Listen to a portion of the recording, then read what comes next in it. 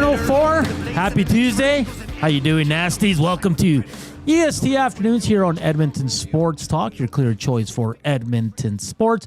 Joaquin Gage, Hernan Salas, and we got a Detroit Red Wings fan behind the camera, our producer, Zachticum. Today, it's going to be a fun show. We're going to talk a lot about the Oilers, Edmonton Elks, NFL. We'll probably get to the Vince McMahon series that we've both watched and are big fans. At 1:20, we'll be joined by Tyler Madarasz from Sirius XM-NHL. We'll go around the NHL. And at 2:20, our good buddy Derek Van Diest will check in and we'll get some, some tidbits on the Oil. They made some moves today as well. And don't forget, it's the EST flyaway to LA. Keep it locked. That's coming up in the second hour. Reminder, you can watch us on the YouTube EST channel. You can listen to us on iHeart or TuneIn Radio or at EdmontonSportsTalk.com. Hit us up on the Nasty Chat or text us at 780-218-9999. The Edmonton Oilers picked up a big win last night in a shootout with a Leon Draisaitl slapper in the shootout. How about that, eh? Yeah, no, I have mixed feelings about it, but As a goalie, but no, man, he rifled that thing shelf. Yeah, he did. That was, and I thought it was a fake for sure. Because was it Lankinen was the goalie's name, I believe. Lankinen. Yes. Lankinen didn't. His move on it wasn't too enthusiastic. Let's just say that. No. I think he was thinking there was a fake clapper, but yeah, great goal. Great way to end it. Was that just Leon Draisaitl saying, "I'm sick of the preseason, let's go home"? I don't know if he'd try that in the regular season, but now that he scored, I'm sure. Always these little things that the great players always do. For him doing that, it's on every sports highlight. Yeah. For over the night, most goalies will see that. Every video guy is taking a clip of that. So when it gets to the regular season and the Oilers find themselves in a shootout, Leon Draisaitl come in and wind up. If with any type of speed coming in and doing that, you should be able to kind of get the goalie to bite on it a little bit, I think, at this point. Just that little seed of doubt, which I had lots of when I played. You just don't see that often. Duck Dad says, that's an aggressive song. I like it. Who was that? Zachticum, can you help out Duck Dad here on the Nasty Chat? Let me figure it out. I don't remember who exactly it is. Perfect. Dawson Nielsen says, nice to meet you, Hernan, on Friday. Terrible game. Yeah, we'll get to all that here. But, Gager, what you make of the game? I mean, the big topic here in Edmonton is the Edmonton Oilers defense.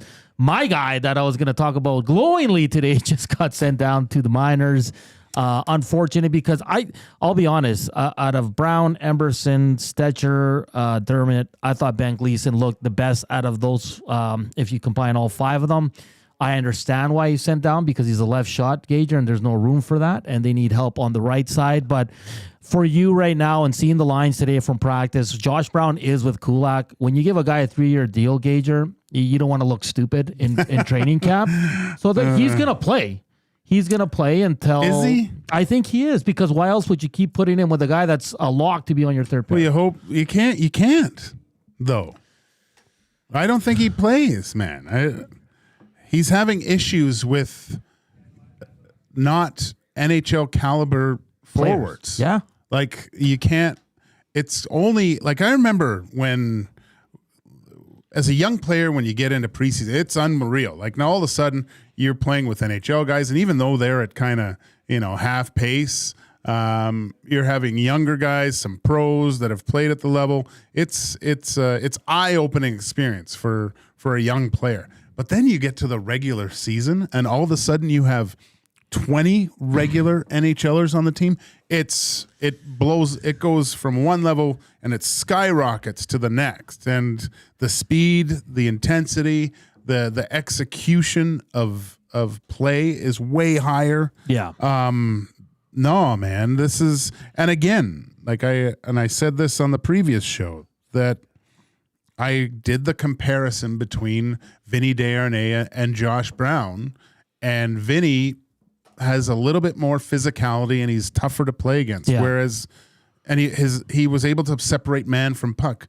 Brown seems to lose those battles in the corners and be on the be on the other side of the puck coming out. It's just, we'll see. There's 2 more games left, so maybe there's some. But up to this point, buddy, you can't start the season with him playing. Because I will say this, he did in the first period. At least I noticed he made a couple subtle passes to get the puck out of the zone. It wasn't just off the glass and out. But then when you watch that game, that pairing got hemmed in a lot of times that night by non-NHL guys. The foot speed's going to be a huge problem. And then just the awareness, a few times you saw him in front of the net looking around, he didn't know where to go. Yeah. Right? So it's a huge issue. And I know some people are like, why is everybody piling on? We're not piling on. It's just an honest assessment of Josh Brown's game. And we heard this when they signed him that he's a 6'7" guy. Right now he's looking like a 7. But I think Emberson is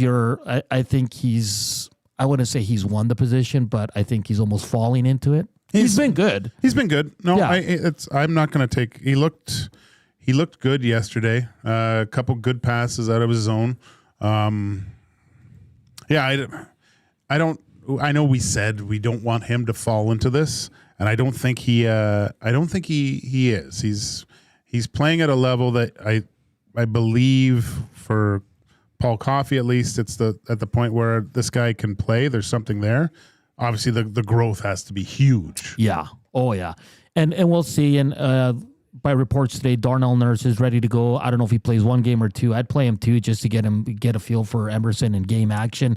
These were the pairings today at practice. Ekholm with Kubusch, Nurse with Emberson, Kulak with Brown, Stetcher with Dermott. Injured Picker Lavoie missed practice. We all know that. And Ben Gleason's been sent down. But Gager, Stetcher, Dermott, I thought both looked pretty good yesterday. I'm a little surprised that one of them is not with Kulak at today's practice. Who have you liked more, Stetcher or Dermott? I've liked them both. Again, I think there's something there with Stetcher. Dermott looked really calm, cool, composed. Let them in ice time. Yeah, like he looked really, really good last night. Again, it's preseason with not full NHL competition, but some of the subtle plays that he was made, just the patience to do things, right? The proper way, getting the net, resetting, turning there was a turnover. I think there was one play where turned over real quick and his first pass, boom, going back the other way. Like he's an NHL defenseman. Yeah, and I think he's gonna earn that contract. Like I said, when they signed him into PTO, I just think with the depth issues the Oilers have and the play of Josh Brown right now, and we just until they meet full NHL lineups, we're gonna get a really good feel for Ty Emberson, which is great. And like I said, I think he's been good. Nothing against him. It's just been limited because I haven't watched every period of the preseason Gager, to be honest with you. It's impossible. Yeah. We're not psychopaths. No. Tango says Stetcher wasn't bad. Kelvin Van Dasselar says Brown looks lost already.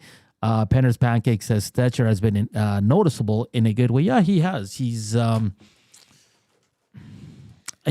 like the feistiness he brings. And Dermott has a little bit. I think he's a little more offensive than we give him credit. And when we had the Toronto reporter on, he said when he came up, he was an offensive defenseman, in which he had to find a different way to play the game if he wanted to stick in the NHL. So for me, it's going to be interesting. But just seeing Josh Brown with Brett Kulak today is just, again, I'll say it. I think GMs and scouts are going to be like, well, we gave this guy a 3-year deal. We're going to force him to play, to start, because no one wants to look stupid, Gager. But I think within 5 games, they're going to have to make a move.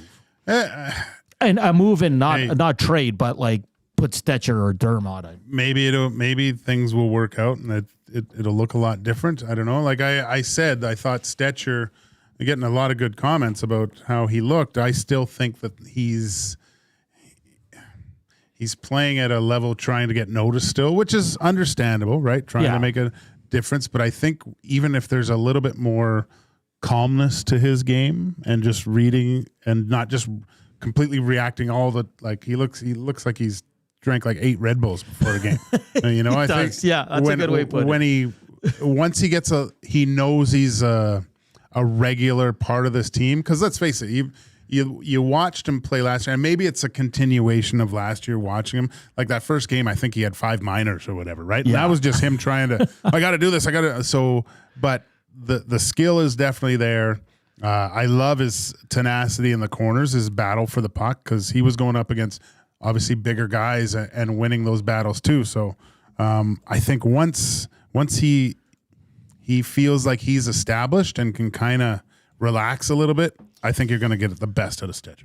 Yeah, and just to go with the forward lines from today, RNH with McDavid and Hyman, Draisaitl, Arvids, and Skinner. Your third line was Janmark and Reek Brown. Put Colden on your fourth with Ryan and Perry. Your extras, Kajula and Philp. No surprises there. And Lavoie and Pickard missed practice due to... What'd you think of the Draisaitl line? I liked it. Yeah? You know who I really liked? I liked Arvidsson. He finds a way in that middle of the ice in the slot, and Draisaitl found him twice, and he had really good looks. Yeah. I thought Skinner just probably needs a few more games to get that chemistry, but so far what I've seen from Draisaitl and Arvidsson, I really like. How about you? No, I guess I kind of noticed them trying to find some magic early, Yes. like just the quick plays, and you can see the thinking of really talented high-end offensive players with Skinner and Draisaitl. I mean, Arvidsson's no slouch himself, but again, I thought it was a line trying to find something that maybe wasn't there already. Just if they just play, and play a straightforward type of game, the skill is going to take over at some point. Yeah. And I think that would be the best way. Instead of always trying to find the perfect thing, just look for the thing right now. Yeah, we were talking about it in the prep. What'd you make of Drake Kajula? He's being noticed. Drake Kajula? Oh, yeah. Yeah. Yeah, no, he's, again, NHLer, right? Yeah. Who's kind of lost his way a bit. Yeah. I like the fact that he's looked this good with the possibility of injuries. Like, this guy is a plug-and-play guy, I think, right? With this, especially in that bottom six. And he can just come in and fill a slot, and he'll do the work, and he can probably kill penalties. He's going to muck it up. He's got a little bit of finish. So I didn't think Drake would be at camp this late, but good on him. He's made himself noticeable once again. I want to ask you a question about Vancouver, and I saw some other media and fans posting about they have one preseason game left. They haven't really dressed the full lineup. Is that concerning to you? Vancouver? Yeah. But no, because they don't have Thatcher Demko. It doesn't matter to me. Okay. It really doesn't. They're going to be good. I mean, when you have Miller and Pettersson, DeBrusk, Hughes, they're gonna be a good team, but they're not going to be as good as last year because Thatcher Demko started the season unbelievable, and even they got good goaltending performances from everyone else. I think they snuck up on a lot of teams. Yeah.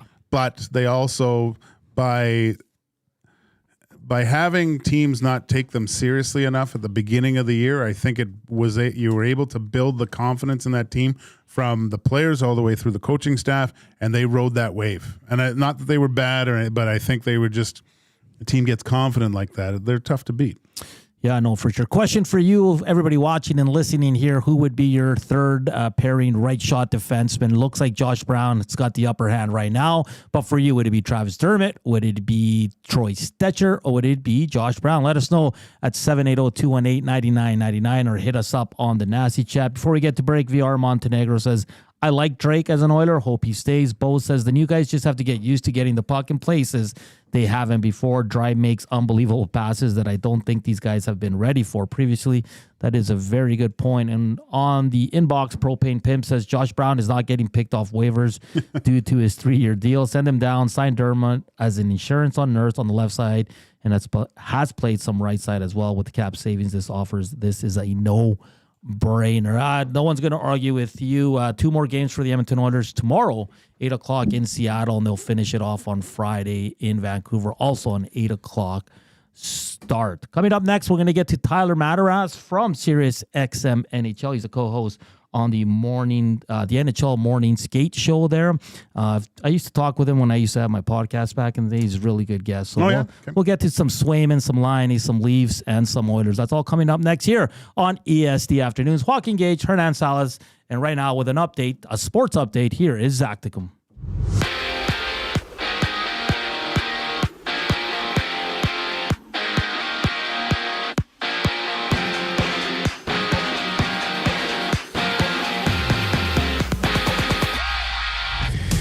The Oilers have placed Ben Gleason, Phil Kemp, Lane Peterson, and Colin Delia on waivers. James Hamlin has also been loaned to Bakersfield, and Bo Akey heads back to the Barrie Colts. The Oilers continue their preseason tomorrow night against the Kraken at 8. Today in the NHL, there are 8 games with the Red Wings and Penguins, Devils, Rangers, and Sens Canadiens. Sens Canadiens is the first game to go with puck drop at 5 o'clock. And to start the season, the Blue Jackets have been granted salary cap exemption with the death of Johnny Gaudreau. The late forward will count for $2 million against the cap, different to his amount of $9.75 million hit.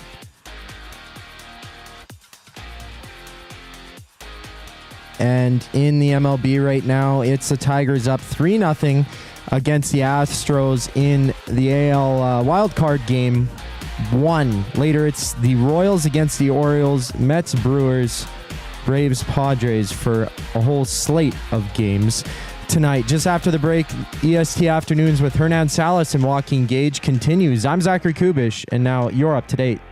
If you've been injured in a car collision, let James H. Brown and Associates, Alberta Injury Lawyers, protect your interests. They'll be there every step of the way to help answer your questions and help you get your life back on track. Trust Alberta's precedent-setting injury lawyers with their unrivaled experience, unrivaled results, and unrivaled commitment. When accidents happen, call James H. Brown and Associates, Alberta Injury Lawyers, 780-428-0088, or go to jameshbrown.com. Why tee off at the Ranch Golf and Country Club? A fun, unique layout offering premier conditions. The Ranch has been ranked as one of the top public courses in Canada. Unmatched value. Score Golf Magazine rated the Ranch as the best value in Edmonton. The service, from tournaments to special events to the pro shop. Superior service that makes every visit exceptional. The Ranch Golf and Country Club, a laid-back environment where anyone can enjoy an amazing day on the fairways. For details, visit theranchgolf.com.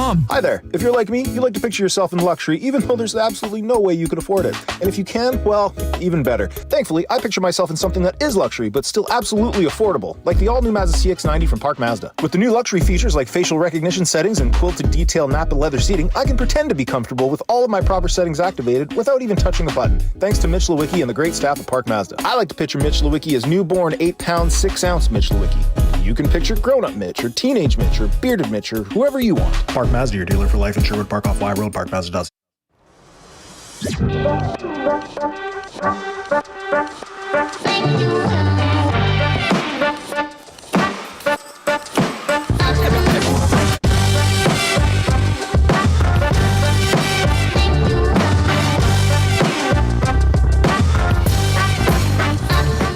.122 Tuesday afternoon. It's a chilly Tuesday afternoon, Gager. Fall has arrived. Yes, it has. Wore a toque this morning. It is a cold one out there. Welcome back to EST Afternoons. Keep the messages coming to the inbox at 780-218-9999 or hit us up on the Nasty Chat. We were talking about the Oilers' right side, and Pender's Pancakes ranked some Emberson 1, Stetcher 2, Dermott 3, Gleason 4, and Josh Brown 5. I'd probably have Gleason a little bit higher up, but that doesn't matter now because he was sent to the minors. And we're going to go around the NHL with Tyler Madarasz, host on the morning skate on Sirius XM-NHLs. We're going to talk a little bit about, we'll just go around the NHL. Tyler, how you doing today? I'm doing great, boys. And it's that cold already? You guys are wearing toques already? Wow. Wow, we're a little soft here in Edmonton. It's not too bad. It's about, what is it, 10 degrees, 11 degrees? Yeah, I think it was 11 walking the dog. So it was just, I mean, it's not, we're a lot tougher than that. I know it's but just getting ready, making sure the toque fits almost. Right? Yeah. Tyler, you're on with Hernan and Joaquin Gage here. Let's start in Boston. Big news yesterday, as of course Cam Neely came out and said he would have 64 million reasons why he'd be playing right now. Jeremy Swayman's agent said that the 64 million that was referenced, this was the first time that number was discussed in our negotiations. Not a good look here. What's going on in Boston, Tyler? Yeah, don't you guys love the drama? Like, we're a few days away from the start of the NHL regular season, and there's one RFA left, and it couldn't be more dramatic. It's virtually like a soap opera. I couldn't even imagine being a Boston Bruins fan right now. But hey, for us in the media, us as fans, this is what we want right now. But like, I could see both sides, right? Like, from the Boston Bruins standpoint, they want to pay their goaltender what the market says. Like, are you really going to pay Jeremy Swayman over, let's just say, for example, what Connor Hellebuck makes? I don't think so. Like, 8x8 would be fair. And Frank Saravelli had today that it was like 7.8 per season for the 8-year term, which I think is pretty reasonable. But Louis Gross before, like, he has a track record of doing this with a lot of his clients. And as we know, William Nylander was the one that went to like the final minute, and then he finally signed like close to December, and he ended up playing the rest of the regular season. But we hope that doesn't happen with Jeremy Swayman. The Bruins need this guy. He's virtually their best player. Like, I know Pasternak's there and Brad Marchand's the captain, and they're a great hockey team, but you need Jeremy Swayman this year. If it's Jonas Korpisalo and Brandon Bussey, I don't think I like the Bruins as much going into the year. Is Jeremy's, like, I know Swayman's been in a platoon type system for so long, and now it's a little bit different when you got the ball and you're running with it every single night like this. Is that kind of the reason the Bruins are holding back a little bit, just because, not that he's not unproven, but he hasn't proven himself in a situation where he's your guy, he's your number one guy, and your other guy's your backup?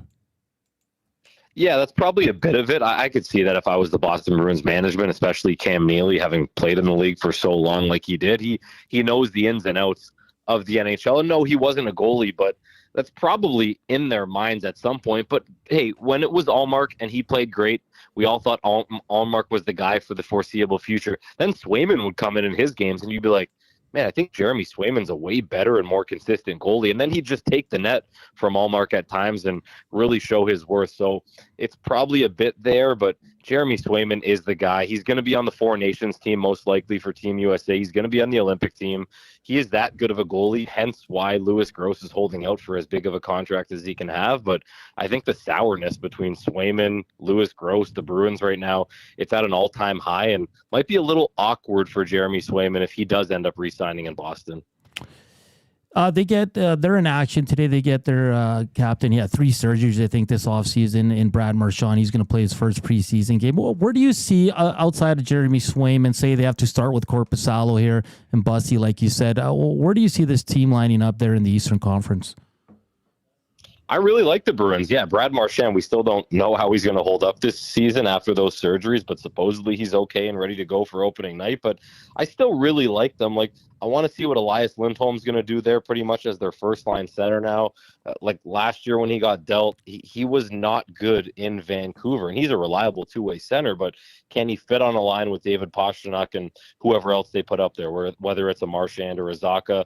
And can Charlie Coyle be that second guy? Like, we saw him and Zacha hold it down last year, but that's the concern still. Since David Krejci and Patrice Bergeron left, you just want to see how the centers hold up playing with some of the elite talent on the wing. So I like them up front. On the back end, I don't know if you guys agree, but they must be the scariest back end there is. Like, they signed Nikita Zadorov. They still have Brandon Carlo and Andrew Peak there. They're a big, bulking blue line. So I like them in front of Korpisalo and or Swayman if he does re-sign there. So I like the Bruins in the Atlantic. Do I think they're going to win the division? No, but they're definitely going to be a playoff team again.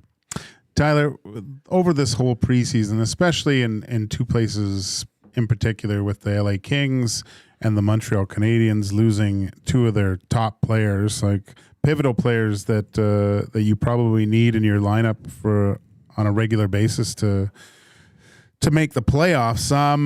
Has there been any talk about how many preseason games they are, or lowering the amount of veterans? I mean, Oilers play 2 more games, and I've heard fans here in Edmonton talk about they want them to wear those sumo suits that you see in between periods with Connor and Leon. Like, it's just, I mean, I think the result of losing these players in games that don't matter is crazy to me. Yeah, to me as well. I think you speak for all hockey fans when you say that. Man, if I was an Oilers fan, I would be terrified if I watched the preseason. I'll be honest, I don't watch the preseason it's just hard for me to watch a preseason of any sports. I still follow along, and watching the Drew Doughty injury was heartbreaking for LA Kings fans. Watching Patrick Laine go down, like gaining the zone on a power play in a preseason game when he hasn't even played an official game for the Habs yet, that was heartbreaking. Like, I don't want to see these players get injured. We see it in football a lot in those preseason games, those exhibition games. So has there been talk? I think internally in the NHL, there probably has been. And us as fans, like, we don't want to watch that many preseason games. Like, at the end of the day, these games don't matter. They matter for the players that are fighting for positions on teams.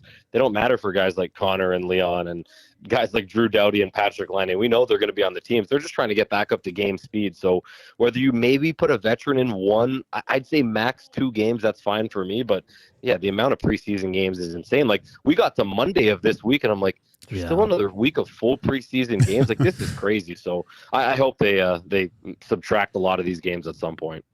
Hey, Tyler, a team you follow closely, Toronto Maple Leafs, what have you made of their preseason? I know Nylander's flipping back between wing and center. They're trying him at both positions, but how have they looked so far in the preseason?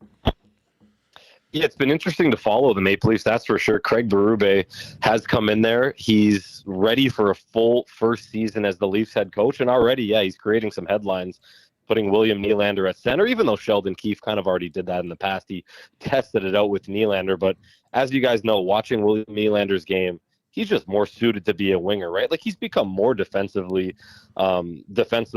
reliable in his own zone, but him as a center could just be weird. So that's just one storyline to follow. I think he'll just end up being a winger, and Max Domi will be a center of that line. And can Nylander hold it down on a second line like Matthews and Marner are going to do it on the first line?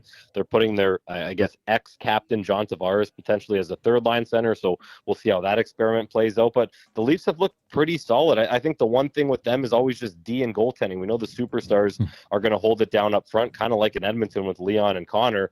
But can Chris Tanev come in and be good? Can Oliver Ekman-Larsson come in and just not be horrible defensively, kind of like he was in Vancouver? I know he won the Cup last year in Florida, but what can he do in his first full season in Toronto? And can the goaltending hold up? Like, can Joseph Wall and Anthony Stolarz do it? That's probably going to be the biggest key for Craig Berube's team this year. Going further east, the Ottawa Senators have always been a team that's been an enigma for me. I've had them knocking on the door to the playoffs for the past few seasons. Now with the big signing of Ullmark, is that the final kind of piece, do you think, Tyler, that helps this team finally break through and possibly, I don't know if they're top 3 in the division, but at least knocking on the door a little bit more so with a wild card spot?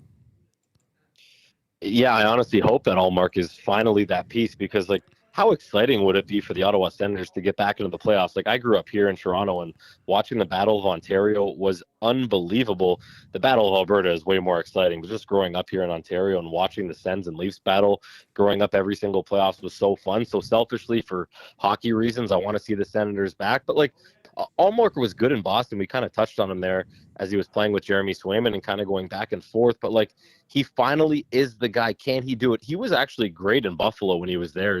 His numbers speak for themselves, but the Buffalo Sabres was just such a horrible hockey team where he didn't really get to show it. So I think the first, let's say, month or month and a half of the season is really going to be telling for Ullmark if he can hold it down and take the Ottawa Senators there. And you know what, guys? A lot of these big players, they need to take big steps up. They have so much young talent, but like Shabbat and Sanderson on the back end, they need to step up. We don't even need to talk about Tkachuk. He does it every single year. But like, can Josh Norris have a finally healthy full season? Excited to see what he does tonight, returning to the preseason action after being out long. And can Shane Pinto do it? He missed a big chunk of last year. We know what happened with him off the ice, but Shane Pinto is another big part of this team. So yeah, if Linus Ullmark will be the key, you're right. And we'll see if the Senators, in my eyes, squeak into a wild card spot. It's going to be a really tight situation towards the end of the regular season.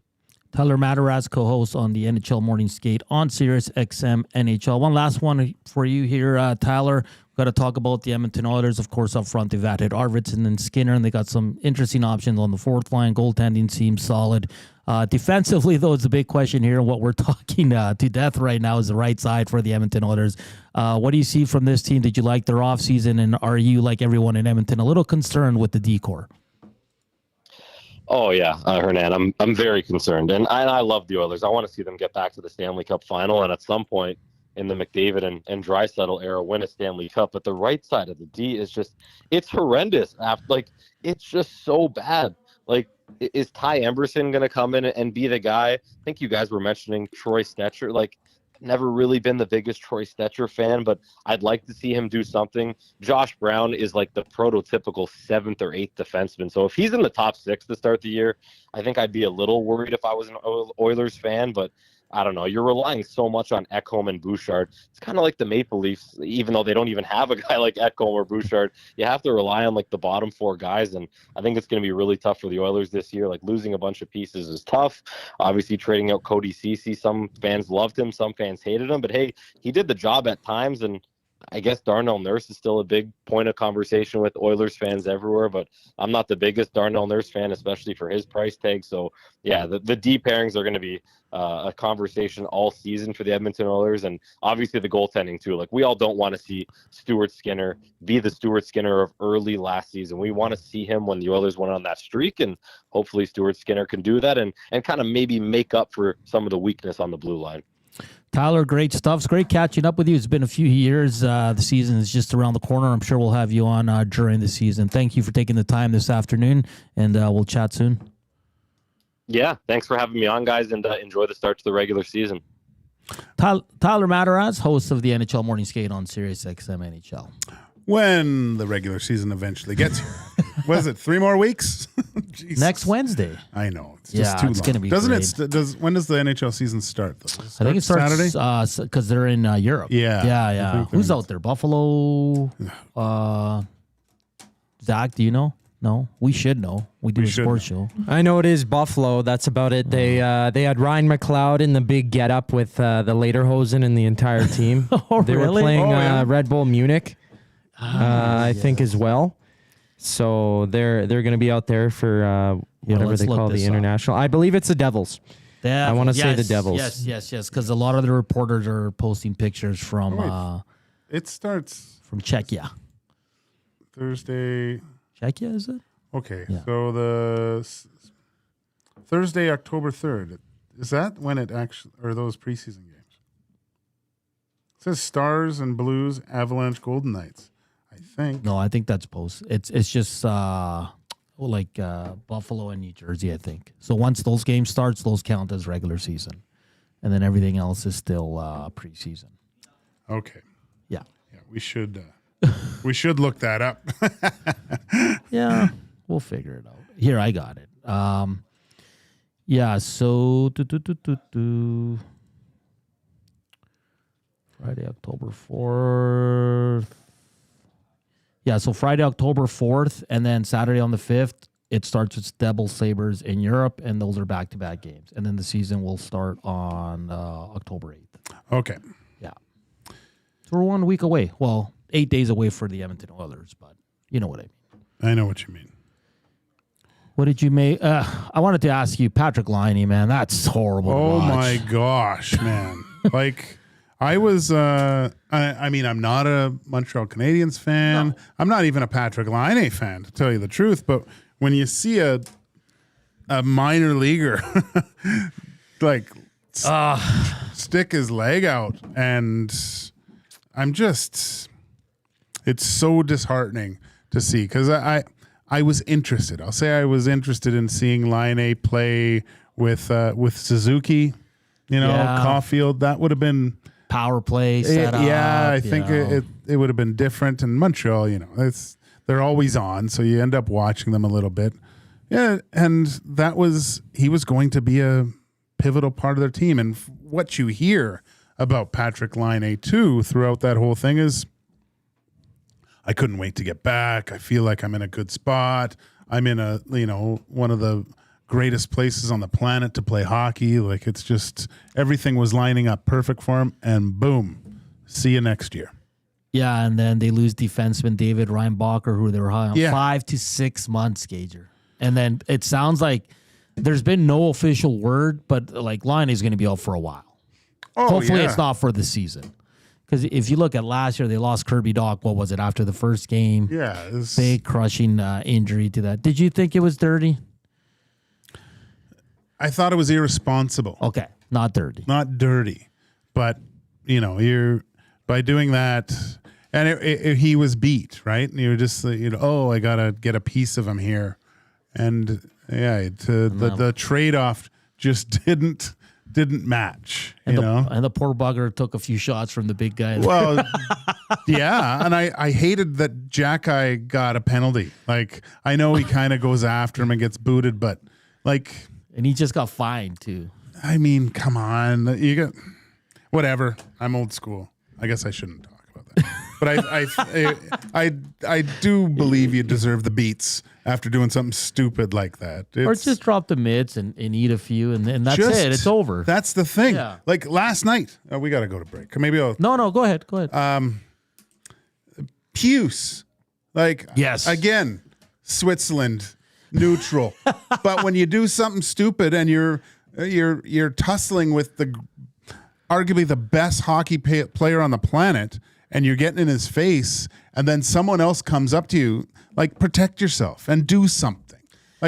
It's okay to drop your gloves and grab a guy. You should be strong enough that you're not going to get fed too much. I mean, it's Corey Perry. And although Corey Perry's pretty tough, but it drives me crazy when guys try to do something and they don't think there'll be repercussions for doing it. Do you really think that if you hack and whack Connor McDavid, you're not going to get a cross check in the neck or something? Or I hated that. I hate when guys, okay, if I'm going to play like this, there's a price to play, and you gain respect that way. I have no respect for Puce. And then you're chirping when the linesmen are in there, and then on the face-off. Did you see on the face-off? Yeah. And when they were taking the draw, and Connor was, I would have loved to have heard what Connor was saying to him at that point, and Puce was bickering back. I mean, it does provide maybe I can't wait for that first game against the Canucks and see that, because you're going to get Miller out there, and he's going to be hacking and whacking these guys, and I think the Oilers have to stick up for themselves. I loved what Corey Perry did. Of course. Yep. That's what you should do in any case when someone's doing something like that, especially to your star players. So, I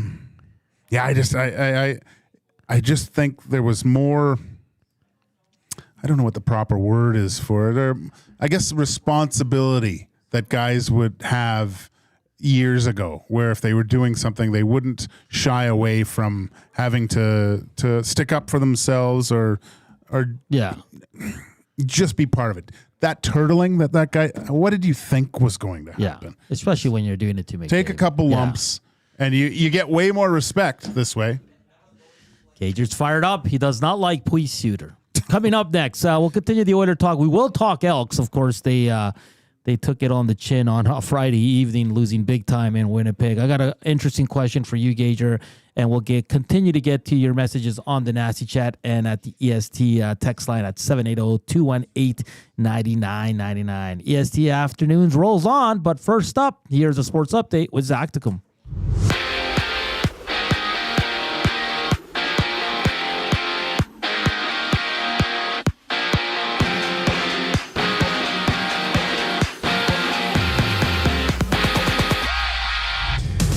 Ben Gleason, Phil Kemp, Lane Pedersen, and Colin Delia all on waivers for the Oilers. James Hamlin has also been loaned to the Bakersfield Condors, as well as Bo Akey heading back to the Barrie Colts. The Oilers continue their preseason tomorrow night against the Kraken at 8. Today in the NHL, there's 8 games on tap with the Blue Jackets and Blues, Utah HC and the Sharks, as well as the Sens Canadiens. Sens Canadiens puck drop is at 5 and is the first to go on the slate today.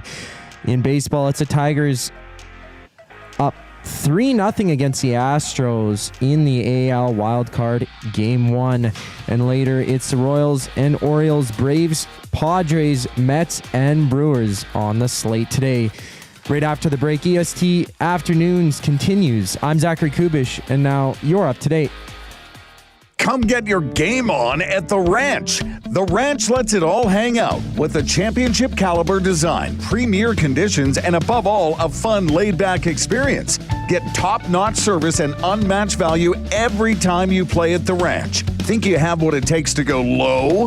The best value for your golfing buck is always the Ranch.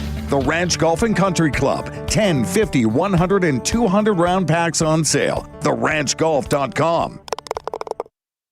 Celebrate the grand opening of Sit and Sleep and discover a revolutionary way to shop for mattresses. Stop in today for a free pressure point scan using cutting-edge technology so sleepologists can identify the perfect mattress for you. Right now, you'll get free local delivery on any mattress over $5.99 and receive a bamboo cooling mattress protector. Get grand opening savings now with every mattress on sale. Join us on location today for the celebrations at Sit and Sleep in South Common next to Planet Fitness. Hey Edmonton, ready to take advantage of lower rates and better pricing? South Fort Chevrolet in Fort Saskatchewan has you covered. From rugged trucks to sleek SUVs. And with over 40 years in business, you can trust that you're getting the best deal on your new ride. As the proud title sponsor of the Nielsen Show, EST listeners can drive a little to save a lot with South Fort Chevrolet's transparent pricing and down-to-earth sales team.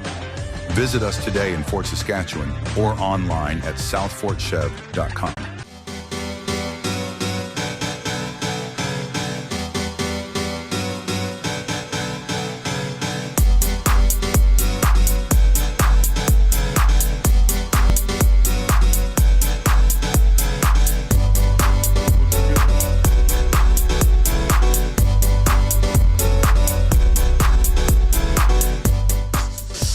.145, welcome back to EST Afternoons. I'm Hernan Salas, joined by Joaquin Gage. We got Zachticum behind the camera working the boards, keeping us on track here. Brent on the Nasty chat says, I suggest this, 4 preseason games, but the first 2 must be a split squad. That makes for 6 games. 3 at home, 3 away, but only 4 nights. Shortened preseason, still keep 3 home games. What do you think of that? Look, every team's different. 4's fine. I think, that should be the max. No more veteran rule, though. Yeah. Like, you play who you want, and because everyone's different. Like, if you go to a San Jose, like their preseason, everything's open almost. You know, they're probably looking at a lot of different guys for different situations. Even then, it's probably only a handful of spots that are available too. So again, if you don't know what your team is really going to look like by this time, there's bigger problems within your organization, right? Like it just doesn't make sense to me that you're willing to risk successful seasons where in certain markets, maybe here you don't have to worry about it too much. I mean, the building's still selling out. If Connor McDavid, God forbid, got injured, you're still selling out games. But if you look somewhere else, if Macklin Celebrini's out for a period of time, I don't think he's going to move the needle as much in San Jose than other places, right? No, that's fair. They got to definitely bring this down. And the Oilers will have a more veteran lineup because they keep sending players down. And the Oilers have made it official.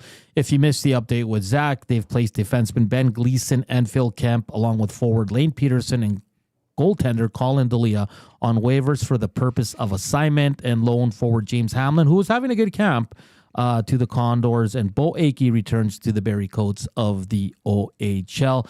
Tango in the Nasty chat says, can Coffey get Joshua Brown to where we need him? Not sure he's that big of a miracle worker. How old is Josh Brown? 30. 30, okay, yeah.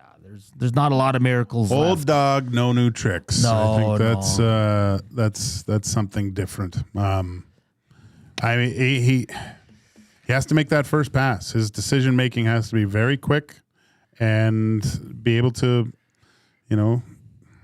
it's just I just haven't seen anything. We'll see. Like I'll keep an open mind for how many 2 more of these games, and he's probably going to play in both, right? You would think, he better, because let's say the struggles continue in these next 2 games for Josh Brown with Brett Kulak. You can't go into game 1 with that pairing. It's too important, man. It's the margins. And look, it might be a point it usually is. It's a point in October and early November, a game that slipped away when you look back at the season. And I know hindsight's always 20/20 with these things, but when you look back and go, God, we dropped that game for that giveaway late, and they came back and stole a point from us or whatever, went to a shootout, something like this, where it could be the difference between that Game 7 home date instead of playing on the road. And I know Oilers, they won one, but it's the fact that they had to go somewhere else to get it done, I think, can be even more draining than doing it at home, right? And look at last year. They got pumped in the first game. They lost the second one, picked up a sloppy win in Nashville, and then the wheels completely fell off. You want to start off well, and you're playing the Winnipeg Jets, who are going to be a good team. You have Connor Hellebuck. You have a very good top six. You have a stud in defense in Josh Morrissey that we both really like. Like, it's not going to be an easy game. You got to put your best line on the ice, your best players, and you can't worry about contracts, especially when it's a $1 million 3-year deal. Who cares? If this guy's not good enough, stop forcing him out there because it's going to cost you. Like Gager said, those points are just as important as the one in March. Yeah, man. And again, that's those games against the Canucks losing at the beginning of the year, right? And you want to. I think you just want to start at home. Oh, 100%. Especially with the Oilers, their power play. I saw some stat last year. Like it was the number one power play on home ice, right? Yeah. So if you keep going to a Game 7, you want that game at home. It doesn't guarantee you're going to win, but it's a lot easier, I think, if you're at home. If you're playing Florida and Edmonton for Game 7, can you imagine that barn, Gager? Well, yeah, it would have been. That's what it was in Florida. It was all Edmonton fans. I tell you, let's not go there. Hey, the EST flyaway to LA is coming up in the second hour. Keep it locked here on EST Afternoons if you're listening on iTunes or iHeart or the Edmonton Sports Talk.com site, or you're watching us. Keep it locked. We'll give you the keyword, and you'll have to text it in, and our good friend Zachticum will pick someone, and you will qualify. I'll give you some details here. The trip is December 26th through December 30th. You're going to get tickets to Clippers, Warriors, Rams, Cardinals, and one of Edmonton at Kings or Ducks, depends on the football game there. So it's going to be a fun little trip here. We're going to do qualifying for right through November 28th. So we've got a long ways to go, but if you want to be the first qualifier on EST Afternoons, keep it locked here on Edmonton Sports Talk. I want to get to did you watch the Elks on Friday? A little bit, and then I gave up. But let me just get to this one because I just saw it. Rob sure. in the text line, 780-218-9999. How many preseason games did you play in your day, Gager? I played as many as possible because, I wanted to make the team, right? And so I had to I wanted to showcase myself and just playing against that type of competition, I felt really good about myself performing well. So it was the showcase showdown, but the price wasn't always right. Yeah, I think like for guys like Ekholm, he's probably like, let's just get going here, right? Yeah, like he doesn't need 8 preseason games. And you don't need some young guy trying to make a name for himself run you through the back of the boards. Like Patrick Laine, Drew Doughty, which Drew Doughty was more of a freak accident, but still. And those things happen. The Elks lost badly last Friday, 55-27. It was 17-0 after the first quarter, 34-6 at half. Zach Collaros went off, 6 touchdowns. Kenny Lawler with 2 amazing catches. Elks defense struggled mightily.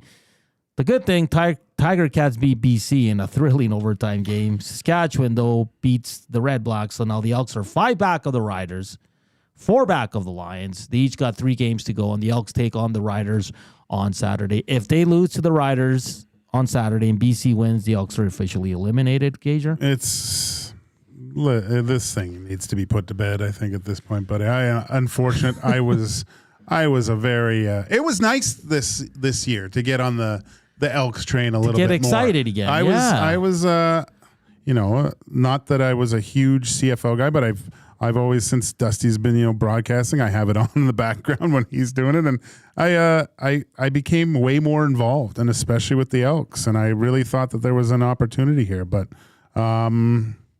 just 2 games where they just didn't have it. And they could have won 1.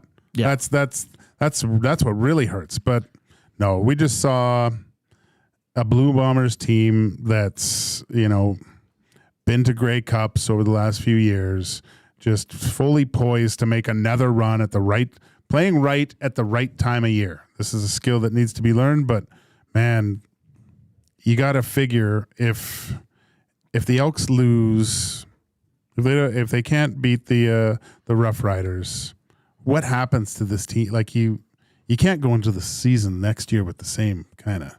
A lot of changes have to happen, don't they? Yeah, I would assume so. And you make a good point about the Bombers, where I feel like they heard everything after the first game. Oh, they were right there. They could have won. And they said, you know what? We're going to go out here and show these guys that they're not close. Yeah. Because that game was not close. So I'm going to ask you this question, and I want to ask it to our listeners and the people that are watching us. For you, what was the biggest mistake for the Elks this season? Not going to trade forward at any time in their first 7 games when they started 0-7, or going away from McLeod Bethel Thompson after winning 3 of 4 after the Labor Day series? Oh, I mean, again, it's tough. I think you look at the beginning of the season and not playing Trey Ford. Because that could mean 2 more points. Yeah, and I think because of the way that they lost, like the walk-offs, I think if you put Trey in the next game and they lose, and just have him start, you never know. And it just wasn't working with Bethel Thompson. But they kept going back to him, giving him the game. In fairness, he wasn't playing bad. But isn't he an okay CFL quarterback? Is that what he got? Like, from my understanding, and you would know better than me, but was he not a guy a stopgap, basically to help Trey along, and Trey being the main guy by possibly the end of this season? Yeah, I think it was to bring in the veteran, win some games, get into the playoffs, have Trey as his understudy, right? And unfortunately, like you said, 3 straight walk-offs, and I'm not putting those on the quarterback because that was unfortunate. But again, you change something when things aren't working. It's it's a little bit different in football and hockey. It's like, you change the 4th line center and hope for a different result. But it's a 4th line center. It's a 4th line. It's not going to make that much of a difference. But I think in this case with 2 quarterbacks that were, that can make a difference, especially with Trey Ford with some of his ability and the heir apparent, so to speak. I think that was a mistake. That was a huge mistake at the early year. Yeah, I think it's interesting because I think after Jones was let go, that was week 5. You go with MBT one more, then you could have gave him the next one because at that point you're 0-6. But I see it the second option, whereas it was 3 of 4. MBT had won the Labor Day series, played really well in Calgary, picked up the win in Hamilton, lost a close one in Montreal. Should have they just kept going with him instead of making the decision to go back to Trey? I mean, I think it's a good conversation because both moments in the season were, I think, the biggest moments that this team sits where they are now is because of those 2 moments. Oh, yeah. And, I mean, if you get those decisions right in the playoffs, you look like a genius, too. I can see what you're saying, but also around here we were talking. I mean, Trey Ford got injured, right? You shouldn't lose your job. Yeah, no, fair enough. On an injury, I don't think. And look, if there was any point to put him back in and be ready, I think was taking that bye week. I think everyone at that point with that decision liked it. Him announcing. Yes. I think it was great. And even at that point. And so I thought that there would have been the possibility of seeing Bethel Thompson too in that game. Like, it's not. I think a 2-pronged quarterback. It's like they just want one guy to play the whole time, and I just think the way that they both are to keep defenses on their toes. You have the ability to have both of them, and they probably hate it. And I get it. They probably hate coming in for a series and then not going in. That would suck.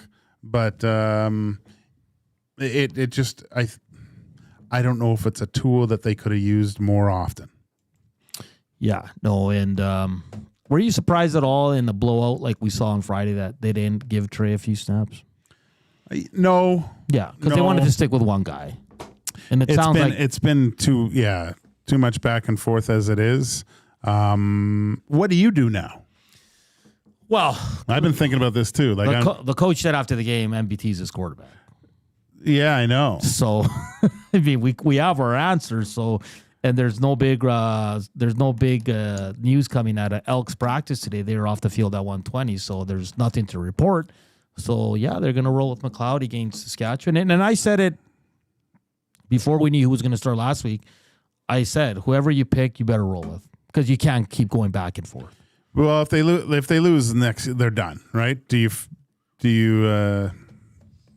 Yeah, if they lose, they're done. Does he come in and mop up the rest of the? I find that such a I would not be happy about. Like if I was that player, I'd be like, really now? Yeah, but look, you're a pro. You have to do it. Yeah, and we've been having all these guys on interviews and stuff, and they're all about staying in the moment. So you have to go perform. Yeah, and make. If I'm Trey Ford, you're human. You're not going to feel like you're going to feel upset about the whole thing. But go perform and show them that they made a mistake. Yeah, no, fair enough. Shane Clausing adds a third option. Shane Clausing used to work with us at 1260. He says the biggest mistake was keeping Chris Jones and having him in the room until week 8. Doug Dad says 100%. And, well, he wasn't. He got let go in week 5, so... Yeah. Yeah, it was 0-5 when Chris Jones got let go. That's 2.5 years or 3. Yeah. 0-9 start last year. Trey came in, won a few games. Yeah. And then 2022 was just a rough year in general because everybody was kind of new, the staff, the players, and you're just trying to find something. So interesting conversation. Yeah. What moment for you is kind of the one you're going to look at back at this season? The 0-7 start, not making a move at QB, or making the QB change after a 3-4 stretch, with one of their better stretches throughout the season. Let us know what you think. 780-218-9999. The nasty chat is humming, is coming along as well. A lot of messages on the Elks and Bombers, and we'll continue to talk Edmonton Oilers. Coming up in the second hour, Derek Van Diest at 2:20, and we'll get to the EST flyaway to LA in just a bit here, and we'll have a sports update on the other side of the break. This is EST Afternoons, Joaquin Gage and Hernan Salas. Don't feel like working? Join the Hangout. You never know what you might hear. Weekday mornings 9 to 11 on EdmontonSportsTalk.com. Few of us can say that we're over 60 and still hot, but Mr. Mike's Burger can. And to celebrate over 60 years of Mr. Mike's famous burger, you're invited to taste history for only $8.99 at Mike Burger Madness. Savor the original flame-grilled Mike Burger on their signature garlic French loaf for a limited time. Dine-in only price of just $8.99. Sides extra. It's Mr. Mike's Mike Burger Madness, and you'd be mad to miss it. Offer ends September 30th. Eat locally, enjoy casually. Looking for a winning strategy for your retirement? Contact me, Joaquin Gage at K4 Financial, where expertise meets dedication. I will always look for a careful approach to your retirement, ensuring your financial future is secure. From tailored strategies to clear, actionable advice, I'm here to guide you every step of the way. Don't leave your future to chance. Get in touch with me, Joaquin Gage, today at k4financial.ca or email joaquin.gage@k4financial.ca to start planning for a brighter future and a more secure retirement. Edmonton Sports Talk delivers a mass audience of key, influential customers to your business, all while you associate your company brand with the biggest names, the hottest sports news, and teams from every league around the globe. Oilers and Elks, NHL, NFL, Major League Baseball, and the Association, Formula One, soccer, golf, oh sweet mama! The excitement is palatable on Edmonton Sports Talk. It's where fans go to get their sports fix and where our partners find the most loyal consumers. Contact us today and see how our team on Edmonton Sports Talk can score the biggest goals for your business. With various advertising options available, email business@edmontonsportstalk.com or head to our website and send a message at edmontonsportstalk.com.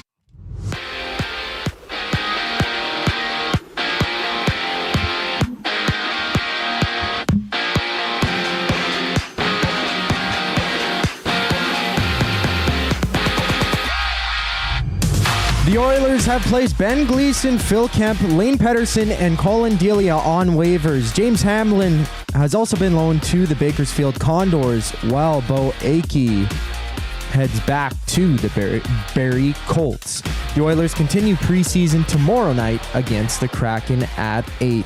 Today in the NHL, there's 8 games on tap with the Red Wings, Penguins, Devils, Rangers, and Sens Canadiens. Sens Canadiens is the first game to go with puck drop at 5. And before the death of Johnny Gaudreau, the Blue Jackets were cap compliant, but are now under the $65 million cap floor. The team has been granted an exemption from the October 7th cap deadline and will be given extra time to hit that mark. For baseball, it's the Tigers right now up against the Astros, and they're winning 3-0 at the bottom of the 5th in the wild card game. Later, it's the Mets and Brewers, Braves, Padres, and Orioles and Royals. Orioles goes just after 2. Right now, you're tuned in to EST Afternoons with Hernan Salas and Joaquin Gage. I'm Zachary Kubusch, and that was your EST update.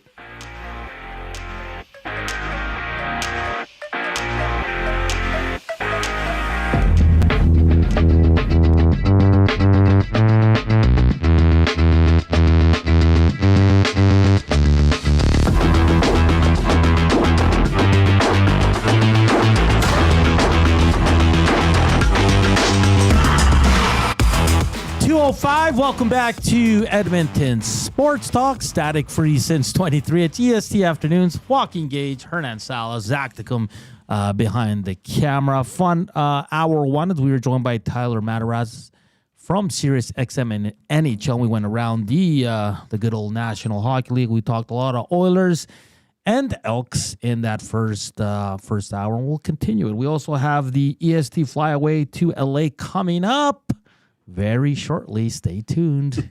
Get those fingers ready to text in the keyword. We'll have it in about, I don't know, maybe 9-10 minutes.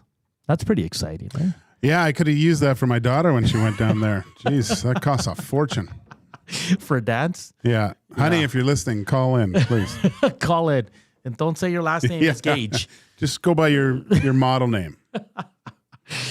Shane Clausen says, was it week 5? Ha ha ha. Sounding good, fellas. Have the Elks won since Hernan left? Tango says, yeah, they've won twice. They beat Calgary. Yeah. I left right at the end of August. They beat Calgary in back-to-back game. Justin F. Belgoni says, biggest mistake equals hiring Chris Jones. Big Slam Nasty says, Zach looking like Tupac in that Red Wings jersey. And this one just went away. Another McFan says, yes, Chris Jones should have been cut long ago. He's doing well in Hamilton. They're on a heater, man. Yeah, they turned the defense completely around. Maybe that's what he just should have been doing. Jesus. Just focus on that part, right? Yeah. Yeah, that's funny, man, that how they're still hanging around, those Ticats. Hey, it's yeah. They're in a little bit more trouble than the Elks, but because if the Elks lose and BC loses, they're still alive, but they would have to win their last 2 and BC would have to lose their last 2, which I don't see happening when you have Nathan Rourke or VA playing. So, hey, what about the gunslinger himself with Bo Levi? Like he's playing unreal, he's man. Unreal. 4,359 yards passing this year. Some people are saying he could be the MOP. I know, and you're not in the playoffs. Yeah, it's crazy. What there's some turnovers in there, but does he get a job next year somewhere? If he doesn't, I think he's going to end up on the TSN panel because he's that good. Oh yeah, yeah. I mean, but he's putting up these numbers. Why would you retire after this year? Yeah, I mean, he's been good. They had a slow start. Their defense was terrible to start. Yeah. When the Elks were there, when I was with the team, like, they couldn't get out of their own way, Gager. Like, they couldn't. Like, it's just bad play after bad play after bad play. So this guy can still play. It's like Trevor Harris, man. He's 38, 39 years old. Like, are you going to find better? Do you have time to see him in an Elks jersey? Who? Levi. Oh. It would be one of those weird things, though. No. Like, he looks different. He doesn't look right in a Ticats unit. He doesn't. And he would look really weird to get Stampeders fans in an Elk jersey. Yeah. But I think I got a little time for that. I don't know. I don't know if the city has an appetite to pay a lot of money for an older quarterback again. Hey, I want to talk to you. We were watching the McMahon series. I was a big wrestling guy up until the Attitude Era ended. Mm-hmm. So I really enjoyed just seeing the inner workings of the company and just seeing how Vince is. Like, he's definitely something else, right? But what did you make of that series? Well, like you, as a kid, I thought it was real. I remember after I would play hockey on Friday nights and go home and watch wrestling afterwards.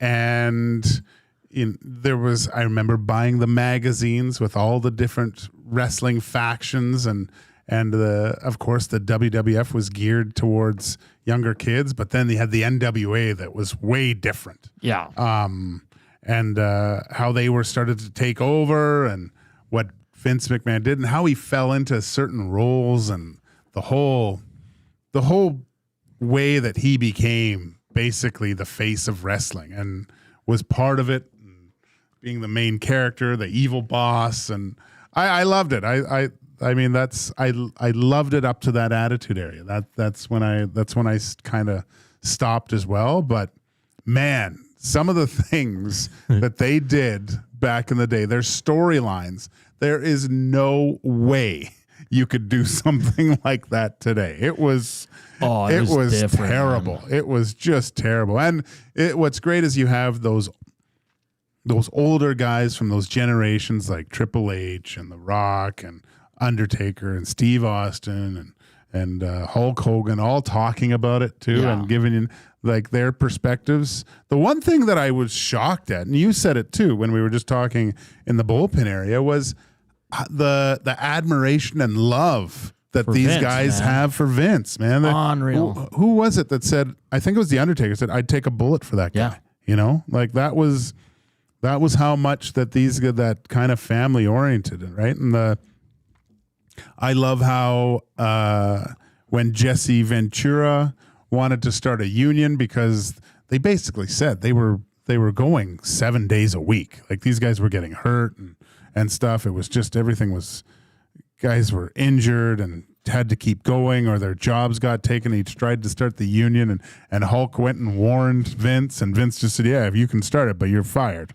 It's Hulk, crazy. It showed a lot of Hulk. Like I know Hulk kind of saved him in the steroids trial. Oh yeah, big time. But he was he did some shady stuff before that too. Like you said, like ratting out Jesse Ventura because he was trying to make things better for the wrestlers. Oh yeah, he saved his own. Like Hulk looked out for number one, and that was Hulk Hogan for sure. For times, even when he defected to the WCW, like that was a big thing. Yeah, that they could get Hulk and go in a completely different. I loved the Eric Bischoff, how he competed. He seemed like, if there's anyone from that series that I'd like to sit down and have a beer with, it would probably be Eric Bischoff, because he's brutally honest, but he doesn't take himself as seriously as Vince does. Vince looks at himself in the mirror and goes, "Wow, you are awesome." And Bischoff was he knew he was doing something right and getting it done, but he just seemed like a guy that it would be very enjoyable to sit down and to hear some of the stories that he had, wrestling stories that he had, especially because he changed it. Like the Attitude Era started essentially because of them, and Vince had to change and fell into being the heel. Yeah. It's because I think it was over a year, close to 2 years, that they were kind of running Monday night. I want to say 83 weeks in a row their ratings were higher than WWF at the time. Yeah, this one's from T. Wilson. NWA or NWO? Well, T. Wilson, back in the 80s, it was NWA, AWA. You had so many different companies. It was the territories, right? And Vince kind of blew all that up. This one says from Big Slam Nasty, we need to get the EST wrestling show off the ground. Big Brain J, how about Brett saying the Owen accident was to get back at him? Shaking my head. Well, he said that's initially what he had thought, but it's not what he thinks now. Like, you know what I mean? Yeah. let's see here, Doug. That WST should be off air now. Get Huss in for wrestling talk. But it's just interesting to see, how that all works. Like how Stephanie came up, how Shane's kind of ousted from the family business. Oh yeah, where he thinks. So spoiler alert: if you're going to watch it, just turn us down for a minute or so. But Shane McMahon. Like, he's not part of it, and he always wanted to be. And, like, when he goes back and wrestles and he's hugging his dad at the end, and he's like, all I ever wanted was respect. And I'm like, holy crap. Yeah. Like, this is... It sounds like a tough family to grow up in, for sure. Because even then, where Vince started and Mr. McMahon ended, there was some blurred lines, I think, that this that happened there. Like, it was... But then again, you see the admiration in events and how he wanted to look after guys. And they talked about the Montreal screw job. The screw job, and he punches him out. Oh, he knocks him out. They show the black eye. Like, but and he spits in his eye, remember? Yeah. It's like, wow. Just, and it's you get Bret Hart's view on it, and he thought it was just going to be I forget the name of the match where it just gets disqualified and goes nuts, and then he goes off to WCW. But and then the tragic passing of Owen was talked. It's just sick to your stomach with that thing that happened there. But yeah, it's good if you have I don't even think you have to be a wrestling fan to like this. I don't think you have to at all. I mean, it's a good documentary. Like how many documentaries that I've watched that I have no real desire to watch. Like, I watched The Longest Breath, that diving thing. That was amazing. And trust me, I'm not diving anytime soon. Yeah, I watched the sprinting one and I loved it. Like, it was top notch. Brent says, I love that you guys can just chat things like this. Big Brain J says it was a great show. This one from Rob from the Grove. I think Vince just became the character he played on screen and couldn't see the difference between the two lives. And a lot of guys said that. Is Vince the character different from Vince kind of real life? And they were like, it's kind of similar. And Vince was the only one that would say, well, it's different. Yeah. There was a lot of conflicting answers to questions when asked by the reporters or the documentary guys.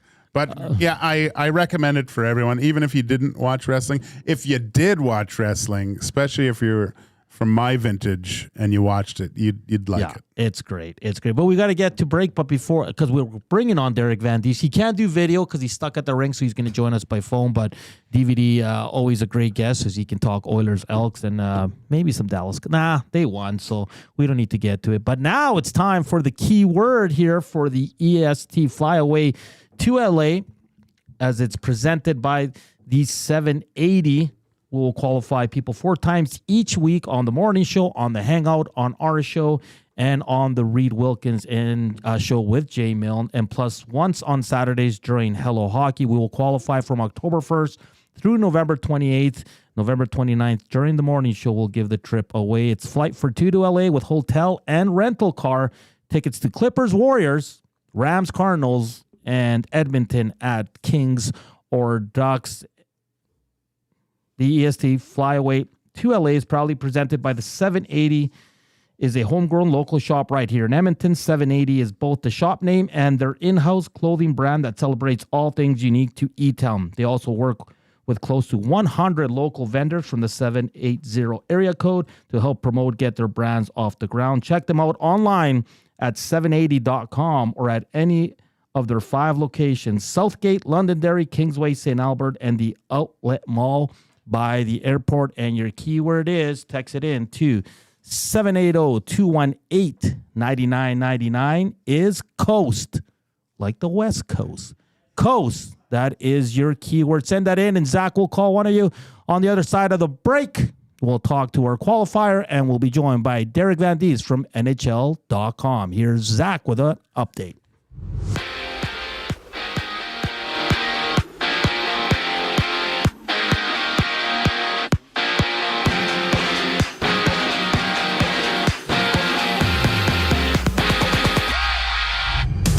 The Oilers place Ben Gleason, Phil Kemp, Lane Pedersen and Colin Delia on waivers for purpose of reassignment. James Hamblin has also been loaned to the Bakersfield Condors, while Bo Akey reports back to the Barrie Colts. The Oilers continue their preseason tomorrow against the Kraken at 8 o'clock. Today in the NHL, there's 8 games on tap with the Flyers against the Bruins, Red Wings, and Penguins, as well as the Senators and Canadiens. Sens Canadiens kick off the night at 5 o'clock. And it's the Blue Jackets getting a exemption to hit the cap floor. They're just under the $65 million cap floor. And before the unfortunate death of Johnny Gaudreau, they were cap compliant, but now they do not have to obey to the October 7th cap deadline and will have some extra time to hit that mark. For baseball right now, it's the Detroit Tigers up against the Astros, winning 3-0 at the top, or at the bottom of the 6th. While at the bottom of the first, it's 0-0 between the Royals and the Orioles. And later today, it's the Mets and Brewers just after 3:30. Right after the break, Derek Van Diest from NHL.com joins Hernan Salas and Joaquin Gage. I'm Zachary Kubusch, and now you're up to date. Wake up with the Nielsen Show with Dustin Nielsen and Lieutenant Eric. Weekday mornings 6 to 9 on EdmontonSportsTalk.com. You've always known GCL Diesel as the experts in diesel fuel systems, but did you know that GCL is also your source for turbochargers and turbo repair? As a turbo supplier for Garrett and Wholeset, GCL can provide genuine original equipment turbos at wholesale prices.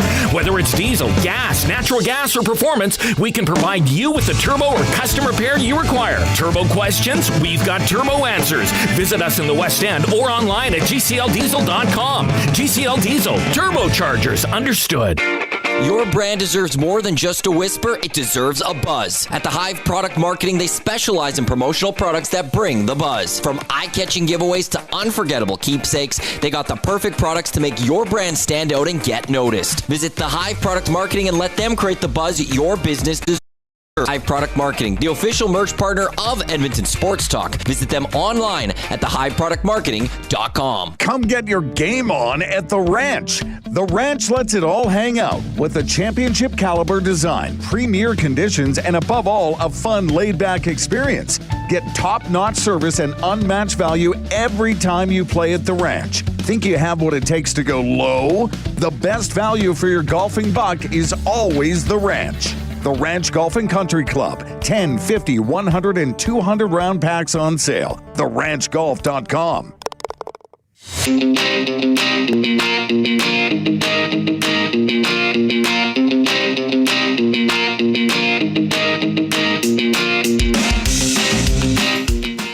.22. Welcome back to EST Afternoons here on Edmonton Sports Talk.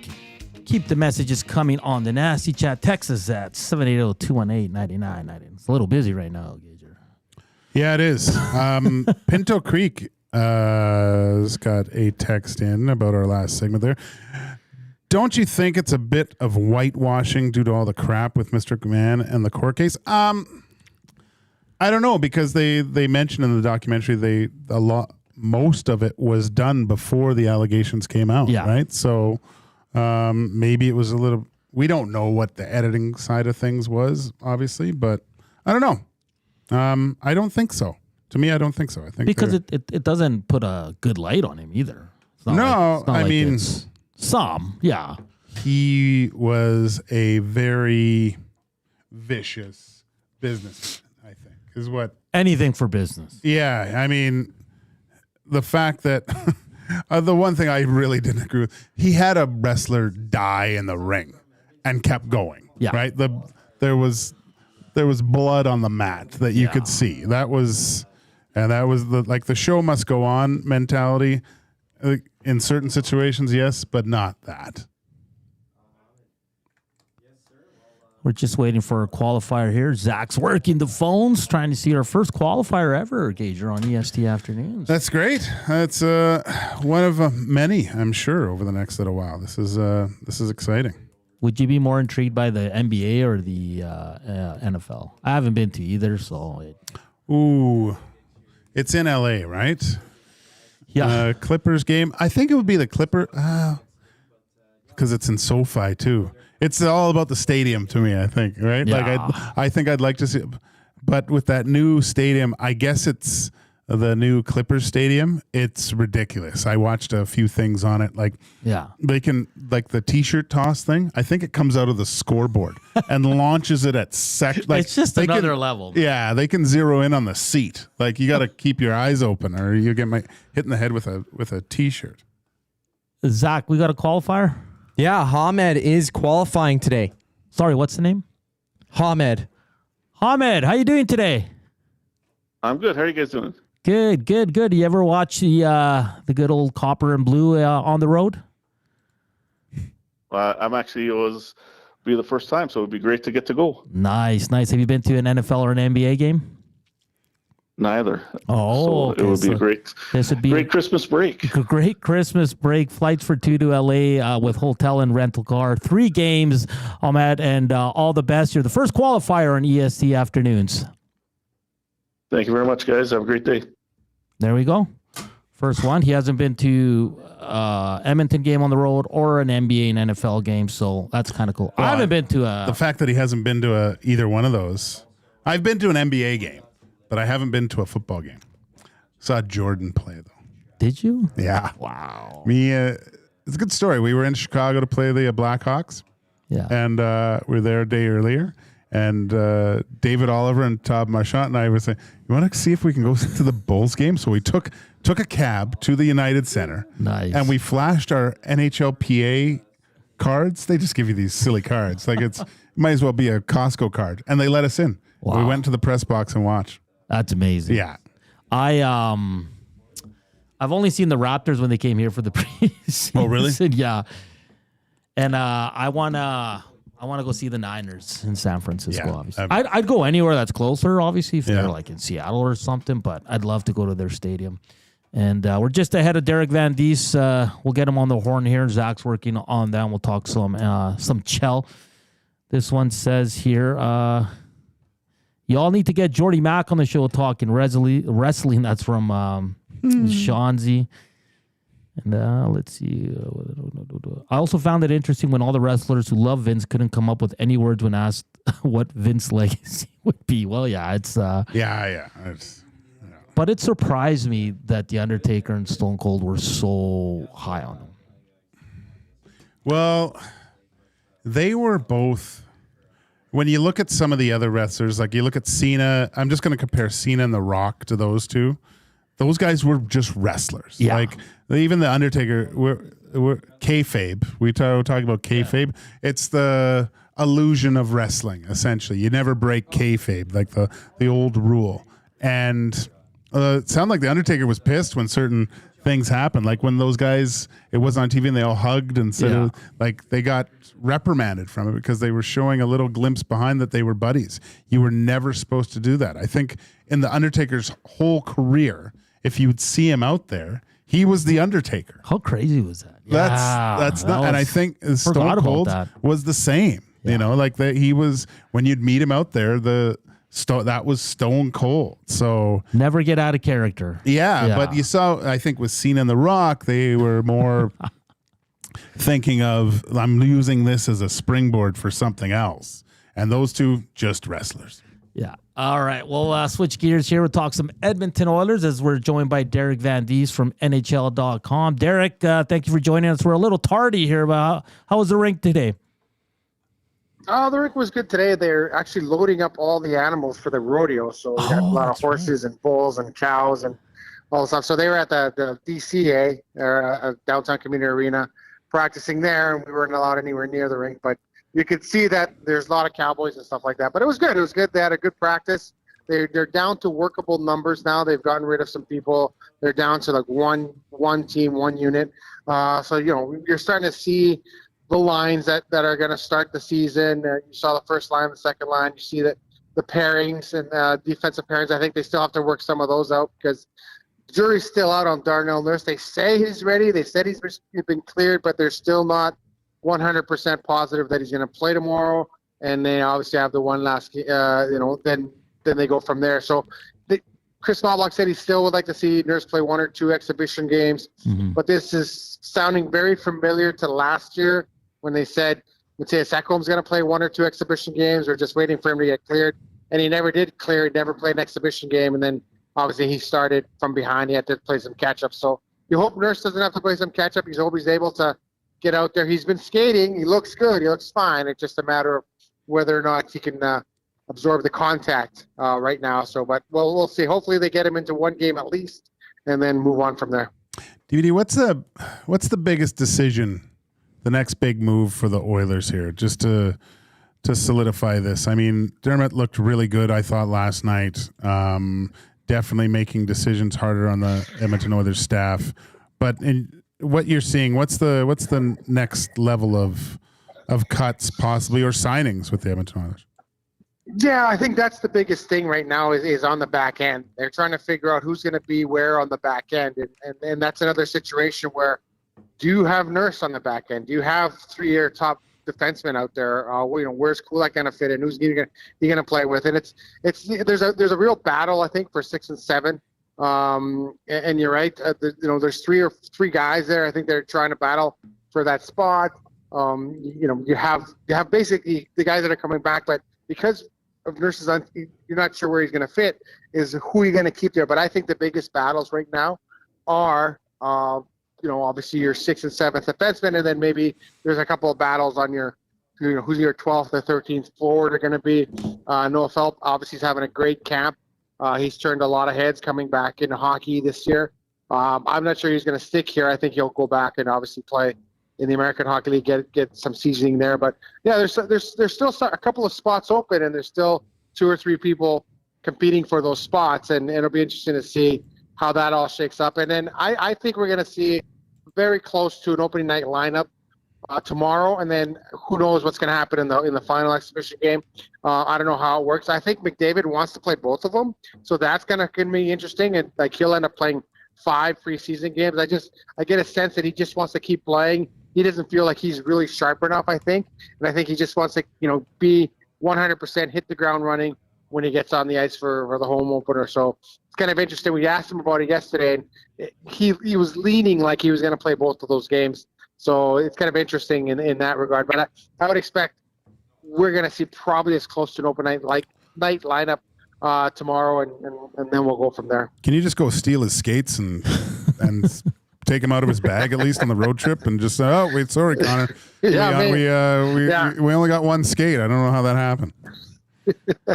Yeah, maybe the trainers can forget the skates at home or something like that. They open the bag and say, "Oh my God, we forgot these skates. Sorry, you can't play." I'm sure he would find a way to get on the ice. But it just seems like he just wants to get on the ice. He wants to play as many games as possible. He's itching to get back here. So I think usually he dictates how many games he wants to play. Draisaitl dictates how many games he wants to play, and it just seems like right now you can't take Connor McDavid out of the lineup. Hey, DVD, we got a good look at Draisaitl, Arvidsson, Skinner last night. What did you make of that line? I thought Arvidsson showed some good chemistry with Draisaitl. I'm not saying Skinner looked bad, but I'm just saying that it looked like those two were hitting it off. What was your first impression of the Oilers' new look second line? Yeah, my impression was that Skinner's going to have to kind of work a little harder to get into good spots, and he's going to get the puck. And I think there's a couple of situations where he didn't realize how good of a passer Draisaitl is, or what division Draisaitl has, because he wasn't ready for the passes. And I think he's got to be able to get in those spots. He's got to be ready to go. And I think Arvidsson's there. He realizes how good of a player Draisaitl is. And it's just one of those things when you see a guy on TV, it's a lot different than when you're actually on the ice with him. And I think obviously being in Buffalo, he wasn't on the ice very much with Draisaitl. And I don't know how much you watched the Oilers play being out of that Eastern time zone. Arvidsson is obviously more familiar. I did like the chemistry between those two players. I just think Jeff Skinner, he's a finisher, and he's got to get into those spots, and he's got to finish those opportunities. But I just thought he was a little, I don't want to say heavy-footed, but I think he's got to get up and down the ice. Because Draisaitl and Arvidsson can both get up and down the ice, and he's got to be able to kind of keep up and get up and down the ice with those guys and get into those good spots, those good finishing spots. But I like Jeff Skinner. I think he's a talented player. I think he's got 30, 35 goals in him if he can start bearing those chances. And I really like the look of that line. And it's been a while, in my opinion, since the Oilers have had, 6 legitimate top 6 forwards. They're always kind of putting a guy into that spot that maybe doesn't belong in the top 6. But I think right now they have the top 6 guys. And if they can kind of get those guys going, I think it's going to be a really, really impressive second line with Draisaitl, Arvidsson, and Jeff Skinner. I think they can do a lot of damage this season. DVD, I think the one thing that we've talked about, or the two biggest things we've talked about this whole preseason, is the right side D and this line of Skinner, Arvidsson, and Draisaitl. I think we could say over the last few coaches that have been at the helm of the Edmonton Oilers has been quick to kind of pull the trigger and try to find a different matchup. With these 3 guys and what we've seen so far, you mentioned kind of, wow, this guy can get me the puck at different points when I'm not even ready. How long do you think Coach Nobla sticks with this? Or is he giving you a sense of how to kind of cultivate the chemistry between these 3 guys? Because really, it would be a really formidable line if these guys can get clicking. Yeah, I think he's going to be patient with it. And you're right. In the past, everyone would say, "Oh, we're going to play Draisaitl and McDavid on different lines." And the first time there's a bit of adversity, bam, they're back together. Every coach did it. You're going back for Dave Tippett did it, Todd McClellan did it. Everyone did it. They said, "Oh no, we'd like to keep them together. We'd like them to establish their own lines." And then, as soon as they were down, suddenly Draisaitl and McDavid were playing together. I think Chris Knoblauch has a bit more patience. I think he's got a bit more leeway, and I think he's got a lot more options than perhaps they did in the past. So I think he does have that opportunity to be patient and let these guys kind of work their way, let these guys find their way through, because you need those 2 lines. You can't just go heavy on McDavid and Draisaitl. We've seen the issues with that when that happens, and you always have that card to play. I get it. You always have that in your back pocket that, hey, if things aren't going well, we'll put those 2 guys together, those 2 stars together, and we know what they can do together. But I think it's important to kind of spread the wealth here. And I do think that Chris Knoblauch he's the type of guy that will be patient. Obviously, if things go off the rails the way they did last season to start the year, that might be a little different. But I just think that the team is a lot more talented this year. They're a lot deeper this year. I think they're a lot deeper up front anyway. And so I think that affords the luxury of just letting it play out, let these guys try and find some chemistry. And I think they will. I think they'll find a lot of chemistry. I think those 3 guys really complement each other well. They all bring different things to the table. But, if they get off to a slow start, then, for sure we'll see McDavid and Draisaitl together again, and we'll see the mashing of the lines. But the good thing about this is that you do have pieces to move around. You do have, as Jay Woodcroft used to say, we have the chess pieces, and we can move those chess pieces around. And they do have the pieces. They can move guys up and down the lineup, and I don't think there's a lot of drop off between your second and third line and your third and fourth line as maybe there was in the past. Hey, DVD, is there any update on goaltender Calvin Pickard? He wasn't on the ice today, so I'm not sure. I'm sure he'll make the trip. I don't think he'll play another preseason game, to be honest. It sounded like they're going to be cautious with him.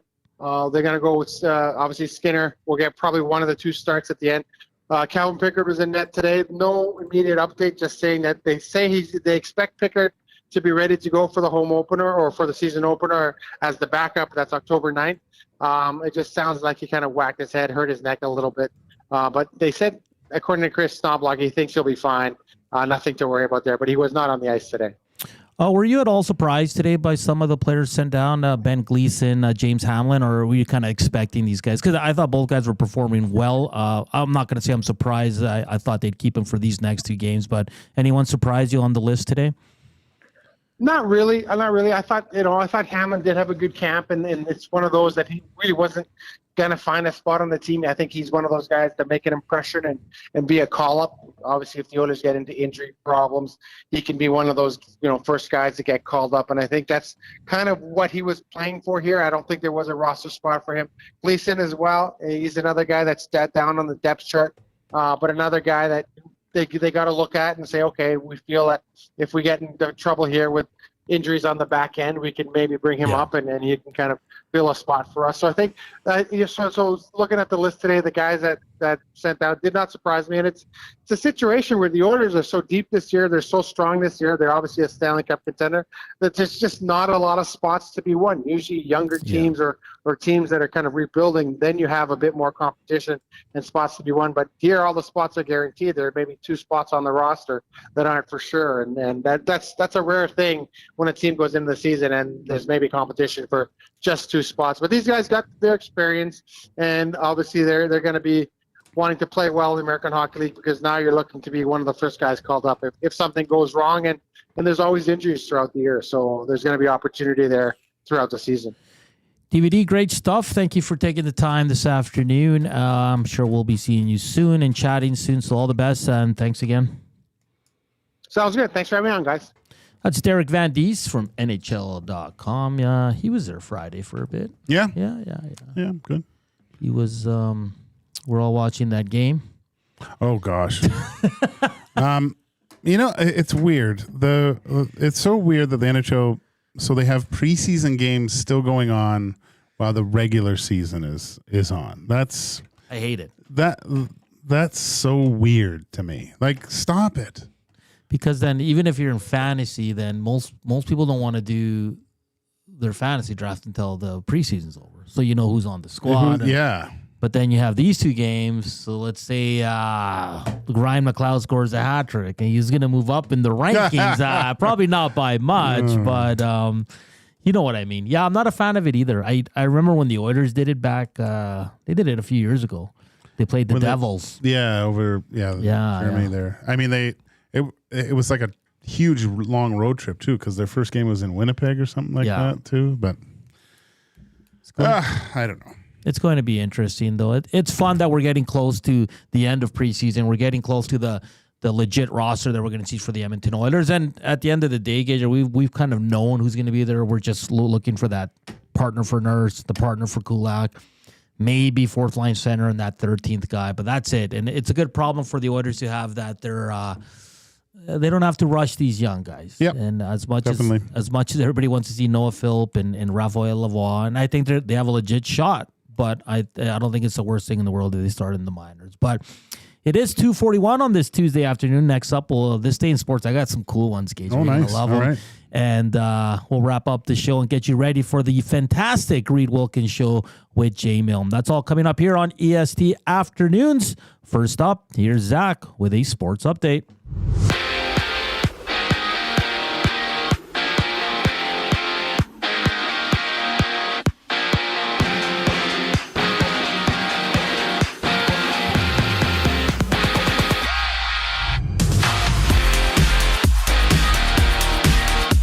Raiders star wide receiver Davante Adams informed the team that he prefers to be traded. That was per Mike Garafolo. And Davante Adams this season has 18 receptions for 209 yards and 1 touchdown. In the NHL, the Oilers made some roster moves, sending down Ben Gleason, Phil Kemp, Lane Pedersen, and Colin Delia, who hit waivers.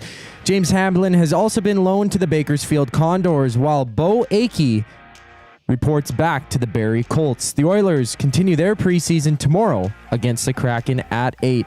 Today in the NHL, it's the Red Wings and Penguins, Flyers, Bruins, and Senators and Canadiens. All 3 of those games have puck drop at 5.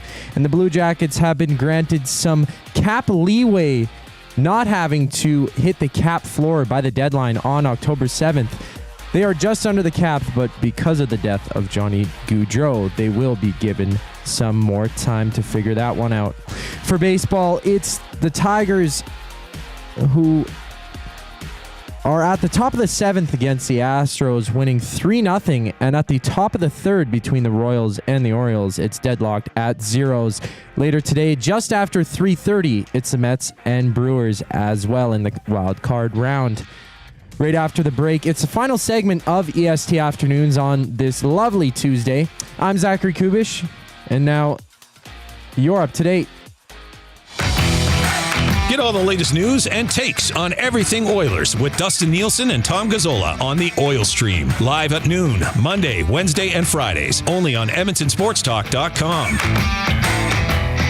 You want the heavy hitters on your team, both on and off the ice.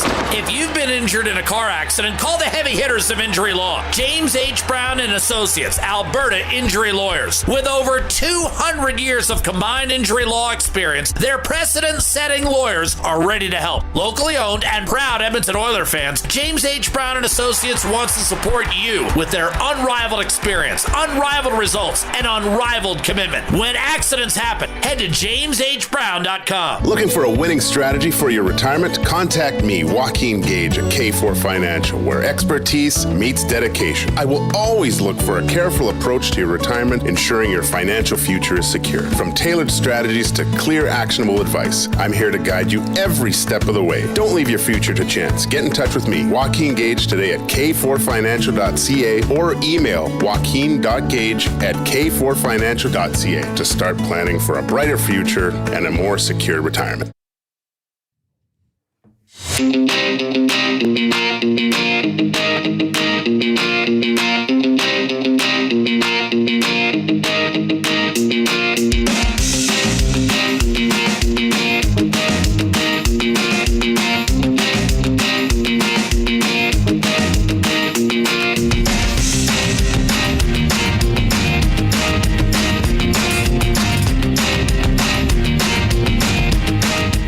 2:45. Welcome back to Edmonton Sports Talk, CST Afternoons. Hernan Salas, Joaquin Gage, Zachticum here. It's been a fun show as we talked Oilers with Derek Van Diest. We went around the NHL with Tyler Madarasz in the first hour. Talked a lot about the McMahon series on Netflix, which is it's a good watch. Very good. Very good watch. Yeah. Did you get into the NFL games yesterday? Not really. Nah. Well, Miami, Tennessee was terrible. Terrible. Yeah. But the 42-29. Check this out. Detroit Lions, Jared Goff, first player in NFL history to attempt at least 18 passes and complete them all. He was 18 for 18. Perfect. And catching that one. That was a good pass, though. Oh, that was over great. The shoulder. That was really nice. St. Brown. Yeah. But that was a fun game. But I was flipping back between the Oilers and the NFL game. You know, we had two icons in their sports pass away. Yes. I ask you, so now Pete Rose, obviously, you know, he was banned from baseball. They let him back to do the, I don't know what that was. He was allowed back on the field or something like that. Yeah. And Jim Gray asked him a horrible question at the time, I remember. But do you think he goes into Cooperstown now? Oof. It's a tricky one, man. They never, I thought they would, let him in eventually. But don't you think, I mean, isn't it it would just time suck to, that you had to wait for this, and then you're like, oh, now we're going to. I guess. Do you know what I mean? Way before my time, but obviously we all know he bet on his team, and he was banned for life. And he's betting on them to win, though, wasn't he? Well, I don't know what it was. But no, yeah. I don't even know. I whatever. I don't know the whole, what went down, and I knew he was obviously betting on games. I never found out if, I don't know if maybe they did, if he was betting on his own team. I guess he was, but he was unique, man. He was watching old highlights of him, and yeah, I don't know.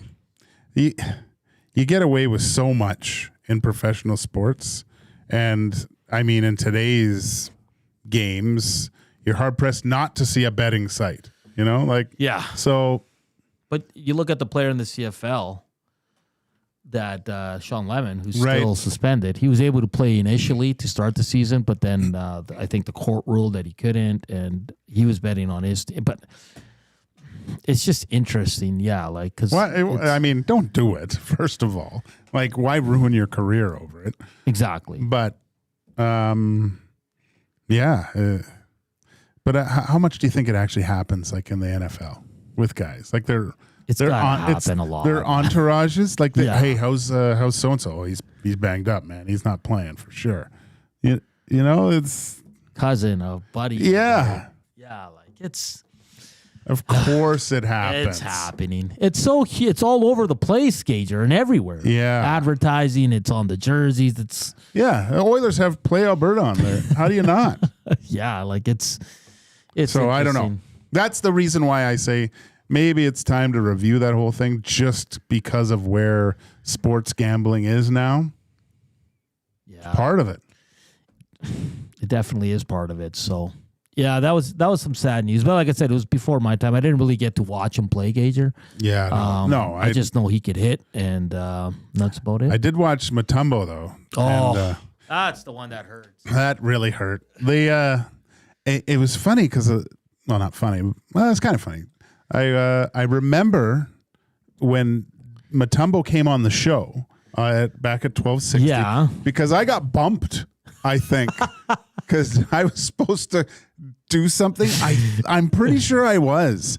And Mutombo came on. Or Dusty Foamy goes, yeah, Gager, we're good. We're good. We don't need you. We got Dikembe. I go, oh, well, Dikembe Mutombo. But I think that was the thing. And I think they had someone else on that was big that day too. But yeah, I got bumped for Dikembe. He's young, man. Too young. Yeah. Excellent. I still remember when he was with the Nuggets and they upset.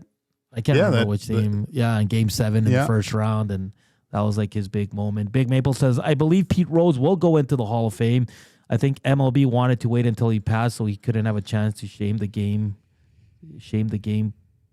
post. What does it say there? Sorry, I'm trying to blank here. Post. Yeah, I don't know. I don't think he makes. I don't think they. I don't know. I find that kind of disrespectful. Like if you're thinking of putting him into the Hall of Fame, do it while he's here. Right. I get what you're saying, but I think for the family, everything. I don't. Dawson Nielsen, Gager, what do you think of the new motor that F1 is bringing out next year? I don't know if it's next year. I think it's 2025. With the new regulations. I think it's going to be interesting for the manufacturers that make their own power units, right? So Mercedes makes their own. It was just announced that Alpine Renault is going to stop making theirs.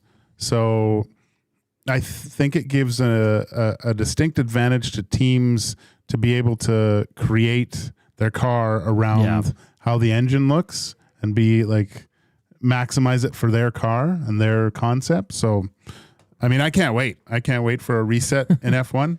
Not that you're needed one now, but just to bring that lower pack up to the top, I think it'll be fun. And there's always those reliability issues those first few years where cars just break down too. So during races, it'll be fun. They don't race for a while, right? End of the month? Not until the weekend of the 18th, 19th, I believe. This day in sports history, Gager, 1994, the NHL team owners began a lockout of the players that lasted 103 days. You remember that? 1994? Yeah. Yeah, it was my first year pro. Cool. That was that was a good year in the minors because you had a lot of guys that would have been started the year in the NHL. Like for Todd Marchand, David Oliver were on our team that year, right? So they were down. Yeah. So when they stopped, they got called up and they were gone. David Oliver, he had a couple good years. Yeah, real good. He was a good player, man. I mean, I think he won the Hobie Baker. Did he go to the Rangers after? Yeah, kind of fell off. Dallas, the Rangers. Kind of like Scott Frazier. Run really good year. And 25 years ago today, the Edmonton Oilers retired Wayne Gretzky's 99 jersey before their season opener. We all remember that. Rod Phillips breaking down. The legend Rod Phillips. 26 years ago today, the Edmonton Oilers acquired Jim Dowd and Mikhail Stelenkov from the Preds for Drake Berehowski, Greg DeVries, and Eric Fichaud. So 2 goalies in that trade. Devo was our first year pro. That's who it was. Me and Devo living together. I love DeVries. Oh, he was great, man. We had the old first generation PlayStations and had to get 2 TVs to play back to back. We'd play Doom. This was before no internet or whatever, but we'd play like that old Doom game. That was great. Jimmy Dowd, who always had the jersey that looked like it was too big. I think Stelenkov played 1 year. He was with Bob Essensa. They were the 1-2 punch. Yeah. And on this day, cult hero, it's his 55th birthday, good old Igor Ulanov. Yeah, I saw that. Oh, Igor. Jeez. What an absolute beauty that guy. I'd love to see that guy. He probably looks like, who's the guy? He's Swedish, actually, but the guy in the Russian space station in Armageddon. That's who. Yeah. If you know who I'm talking about. Yeah, he's the bad guy, and I think Big Lebowski too. I think he's Satan in Constantine. Just so if you haven't seen all those, but that reminds me of Igor right now. Probably just sitting back with draped in Versace, having a vodka, and a dart. Yeah, and a nice. I don't think he smoked a little bit. Bobo smoked a lot. Really? Oh God, yeah. Both those guys would be outside the airport smoking. Yeah. Before, and they would be just outside. hacking darts. I think you told me Kovalenko smoked. Oh yeah. Yeah. Bure smoked. I remember my mom going to the airport and she was stunned, disappointed seeing Pavel smoke. Yeah, I know, that's great. So a big happy birthday to cult hero Igor Ulanov. I might go Hernan's World, kind of similar to what, kind of in honor of Igor Ulanov. We'll wait and see what's on tap tomorrow for this day in sports history, Gager. But a guy that was never at the top, right? Like he was always that third pairing, you know, grind it out. But like there's so many players like that people love. And Igor Ulanov here, like when he had the big Band-Aid on his forehead from stopping the puck. And dude, that guy, he went down to one knee and guys were just teeing him off. Hit him right in the face. And he just shake it off. It was the most bizarre thing in the world. Yeah, man, that was one tough Russian. The thing though, this is the one thing about NHLers, and that was kind of my first year, right? So seeing him practice and how effortless skater, and just his shot. He had a cannon, just a heavy. It was like a shot put, and how tough he was. His passing, he was so good, and he was like a 6D. Yeah, I loved him. No, he was great. Absolutely loved him. No Oilers tonight. They'll return tomorrow as they're in Seattle to take on the Kraken. Like DVD said, I expect a veteran lineup. Sounds like McDavid wants to play both. We'll see if Darnell plays both. We'll see what Skinner gets in these final two. And there's baseball playoffs today if you're into the good old MLB. KC at Baltimore. They're in the bottom of the fourth. No score in that one. Top of the eighth, Detroit leads the Houston Astros 3-0. And coming up later today at 3:32, it's the Mets at Milwaukee. And at 6:38, it's the Braves at Padres. You want to jump on a bang wang in here, Gage, or are you going to? No. For the baseball? Yeah. I like playoff baseball. I do get sucked in because I start to learn the batting lineups, the whole, the coaching and how to move players forward, and it gets, the crowd gets into it, gets strikes going. It's very exciting to watch, I think, playoff baseball. Regular season, you have to pay me to watch that stuff. Unless it's Ohtani going for something. The games have to, there's just so many games, right? Yeah, and we'll finish with this one. Jason in Leduc says, Gager, have you had the chance to pursue Will Buxton's new F1 book? I just finished the copy I got from the library, and it's wonderful. So, yeah, he was hawking that like Trump on one of the F1 No, I will. I heard it's really good. And I mean, decades of being in the paddock. That'll be pretty cool to. Thanks, Jason. I'll definitely I'll have to have a look at that one. And thank you for everyone for sending us messages on the Nasty Chat at our text line at 780-218-99. Big shout out to 9999, that is Tyler Madarasz from Sirius XM-NHL and Derek Van D. It's been a fun show, Gager. We'll do it all again tomorrow as we'll prepare you for an Oilers game, Elks on Saturday, and we got NFL and MLB playoffs kicking off. For Joaquin Gage and Zachticum, I'm Hernan Salas. This has been EST Afternoons. Enjoy the rest of your day.